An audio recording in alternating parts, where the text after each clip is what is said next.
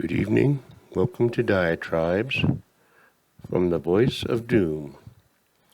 And now here with a tirade, a sound berating,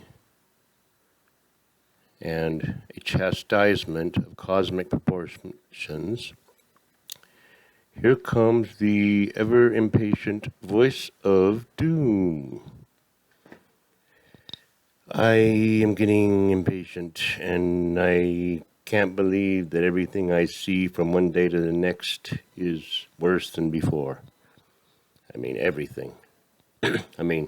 Petri dish alone goes from bad to worse, and I don't see how that's possible. I'm really beginning to think there's an alien force, or people are under some sort of influence, because even if he's protoplasm, even if he's a petri dish, somebody is telling him to say and do the idiotic, incomprehensibly, viciously cruel, on a Hitler and Stalin scale level of behavior.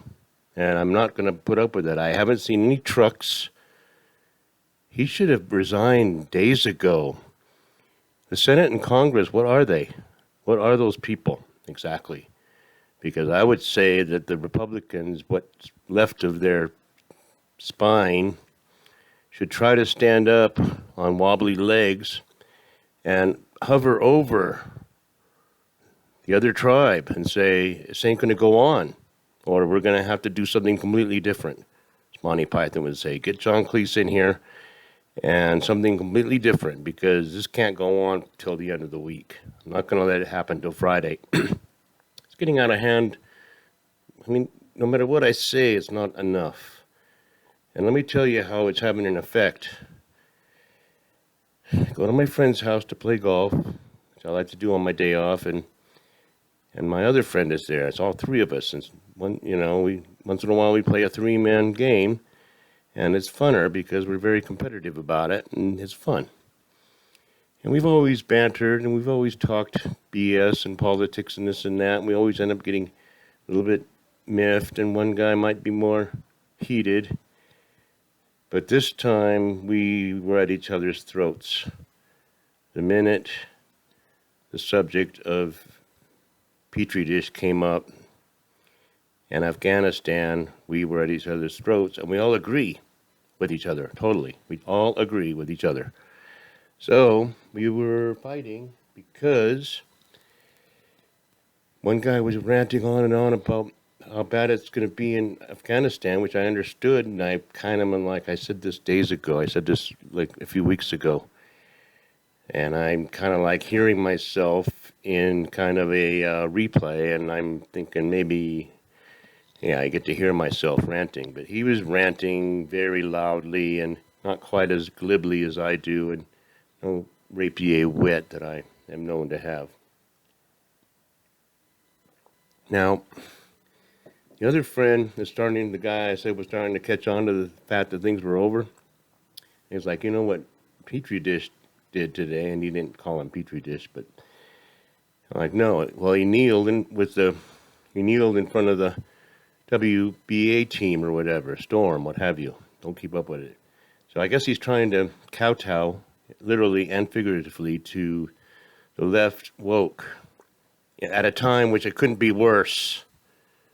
I mean, first of all, I don't know if I want to go on about how we argued, because we really couldn't finish playing the golf game. And we started another one and we couldn't finish it.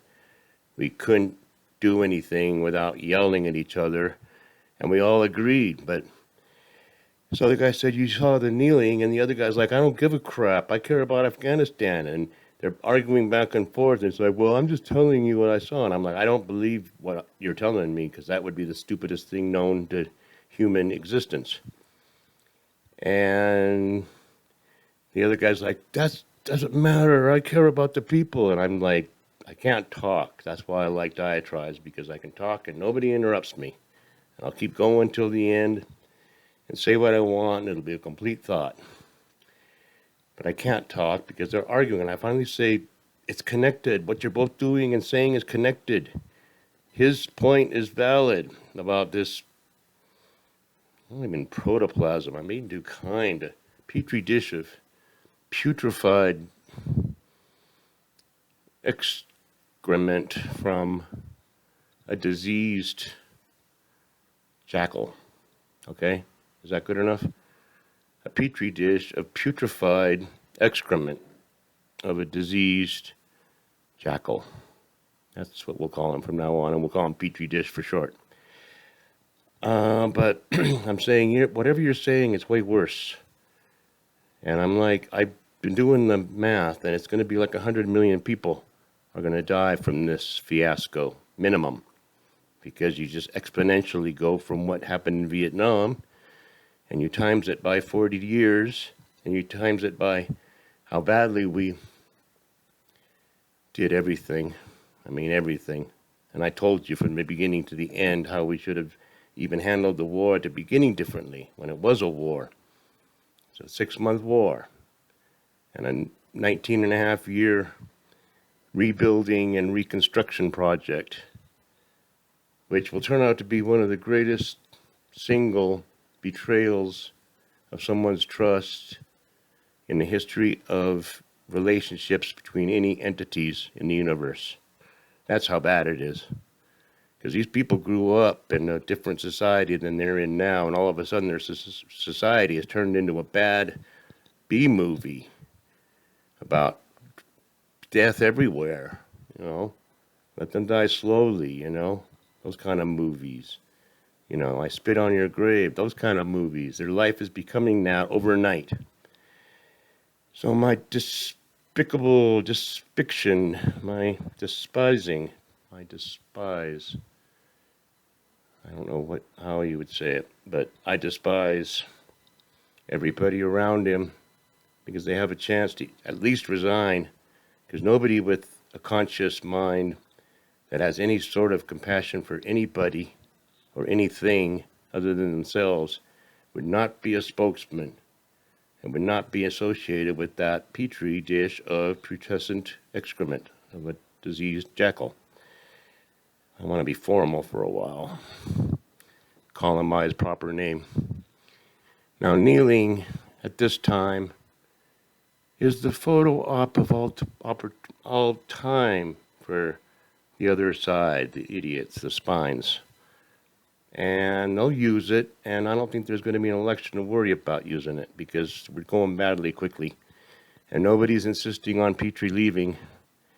So we're going to keep going badly. It's going to be weeks that elections will be suspended. And I'm sure that other tribe, the evil scourge of the universe, the negative forces that vie to take down a good person, that party will suspend elections if they have a chance to, because let's leave the status quo because we're in the middle of this crisis. And it's a pandemic of anger. It happened at my friend's house. We were really mad at each other, and we were all agreeing. So the anger is catching.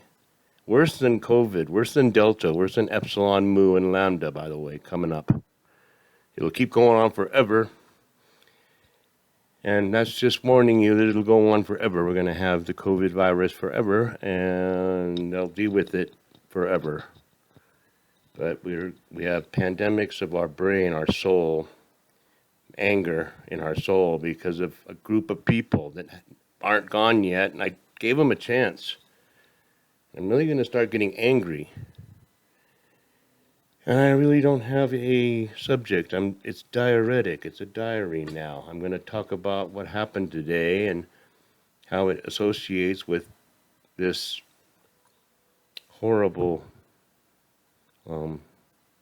series of events that people are still trying desperately to at least, well, I can't say it's this person's fault completely, but come on, can't we share the blame? You're starting to hear that. Like, can't we all agree that mistakes were made? And it's like, see, you're going to do exactly what you always do and say, if this person had been here, it would have been the same. And you can't say that. You can't say that. And you can always judge people by their past behavior. That's a very easy gauge. And by past behavior, there's no way that your sworn enemy that is an agent of Putin just out to help him and a spy, your enemy, your sworn nemesis, would not have done this. There's just no way. And for you to say that he would, your opinion is nullified by me right now. That's it. Don't talk. Don't have an opinion because you can't possibly think straight. And to continue on this partisan rationale is only making you look stupider and stupider. And people are going to get angry on live TV, on network TV. I can see the boiling point coming because the atrocities are going to start being sent back on people's phones. They're going to see atrocities on the phones, and it's going to be all over the internet. Oh, and speaking of internet, by the way, I opened up a new window and went to YouTube, which is going to be my main page, or just the main page of everybody that everybody gets. I don't even know if it's mine or not, but I expected, well, this kneeling episode is going to be the first thing up. Not on there.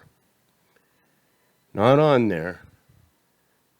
And then I put in Biden kneels, and I thought at first that maybe my buddy had seen some old footage from 2020 or 2019 when he was kneeling in respect to the Antifa philosophy and the BLM, who were very good people.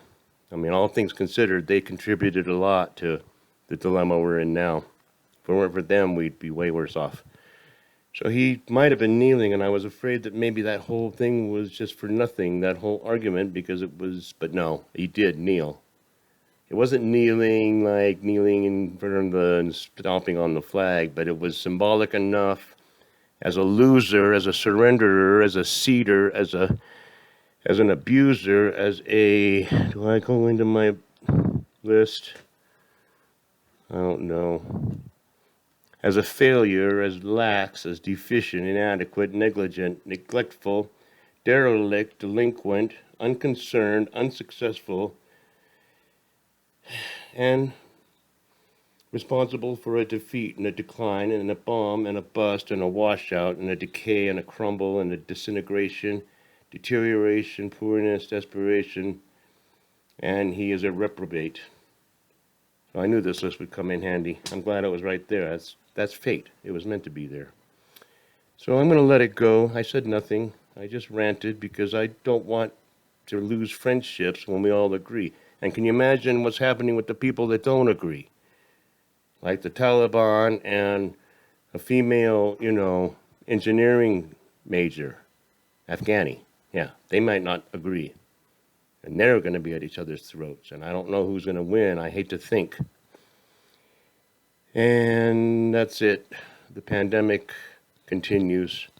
We have 3 or 4 pandemics going on at once. So good luck with that, everybody. And I hope I kind of brought some brightness into your day. Good night.